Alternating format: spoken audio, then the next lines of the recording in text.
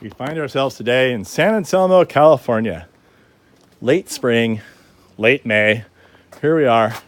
And my client here, Lauren, didn't listen to me the first time I delivered stuff. And she didn't look up our product warning label as I instructed her to.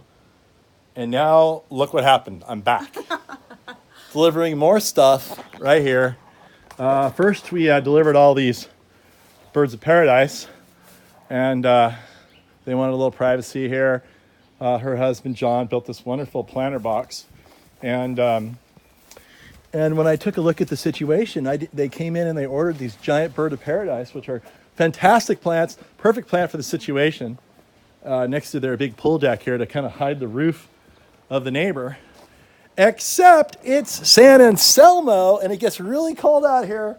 And I wasn't here to advise them. They just said, bring them. And I got out here, and I'm like, I know this neighborhood. It gets frosty here. So I told them what they really need are some tall queen palms above these giant bird of paradise that will prevent them from having frost burn on the tops, because the frost comes down, hits the tops of the trees, and then they get frost burn. Down here on the lower part, they don't get hurt at all because the top is sacrificed. Now, the queen palm has a remarkable ability of not having frost damage within the plant tissue, despite it being from a very tropical region of Brazil. It's sort of a miracle plant. We should be really happy that it exists. The other thing that they purchased was a big giant Guadalupe palm, probably the biggest palm, the biggest, heaviest palm I could bring back down a little trail like this with my little tractor. And they put that right next to the hole here. What was the idea here? What was the design consideration for putting it right here? Lauren? To block the satellite and the chimney. Oh, there's satellites back there. There's aliens. Oh, I see. There's a satellite. It's right there. And if you step over here, there's no more satellites. So I can see the purpose there. And they talking to aliens or something?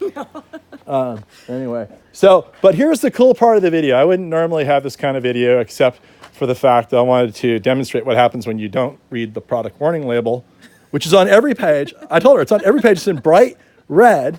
It's on every page. Tell me about what your husband John did, the incredible idea he came up with to build a planter box. The doors here, they matched the doors over there, and he bought them at Home Depot, and he stained them and finished them all by himself, so they were like cheap, but he made them himself. And then you guys put in that agave too. Yeah, really helps. I want to see that in a beautiful Spanish pot eventually here. But it's a really cool garden here. They've got this pool. It's obviously shut right now. There's a creek right behind that fence over there. In fact, you can hear it. And then they have this giant redwood tree over here. And unfortunately, someone, and it could possibly have been a bird, planted this canary palm underneath the redwood tree. And you can see that its grandeur is completely lost and overshadowed by this giant redwood tree. And actually, I'm recommending cutting the canary palm down, or possibly putting a bunch of really cool bromeliads and stuff up the trunk and trimming it up. But then in a situation like this where you have a big evergreen tree in a frosty area, you can plant anything underneath it. You can plant tree ferns, king palms, kentia palms, anything like that, because the frost doesn't get in here. So they could build a really beautiful subtropical garden. But before they think about doing that, I recommend that you read the product warning label on every page of my website in bright red, bold print. You promise to do that? Yeah. All right. So let's look at these doors real quick. So John sounds like simply ran down to Home Depot, got the same exact doors he used in the back by the pool shack, and built this really cool.